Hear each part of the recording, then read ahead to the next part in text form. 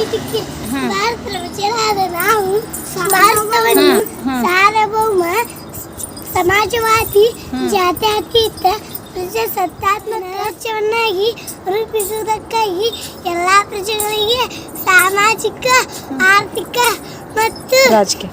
ರಾಜಕೀಯ ನ್ಯಾಯವನ್ನು ಮತ್ತು ಅವಕಾಶಗಳ ವಿಚಾರ ಅಭಿವ್ಯಕ್ತಿ ನಂಬಿಕೆ ಧರ್ಮ ಮತ್ತು ಉಪಾಸನೆಯ ಸ್ವಾತಂತ್ರ್ಯವನ್ನು ಸ್ಥಾನಮಾನ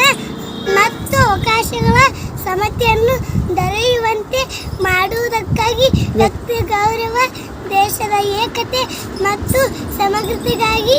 ಎಲ್ಲರಲ್ಲಿ ಭ್ರಾತೃತ್ವ ಭಾವನೆಯನ್ನು ಮೂಡಿಸುವುದಕ್ಕೆ ದೃಢ ಸಂಕಲ್ಪ ಮಾಡಿ ನಮ್ಮ ಸಂವಿಧಾನ ಸಭೆಯಲ್ಲಿ 1949 ಇಸ್ವಿಯ ನವೆಂಬರ್ ತಿಂಗಳ 26ರಂದು ಈ ಸಂವಿಧಾನವನ್ನು ನಮಗೆ ನಾವೇ ಅರ್ಪಿಸಿಕೊಂಡು ಅಂಗೀಕರಿಸಿ ಶಾಸನವಾಗಿ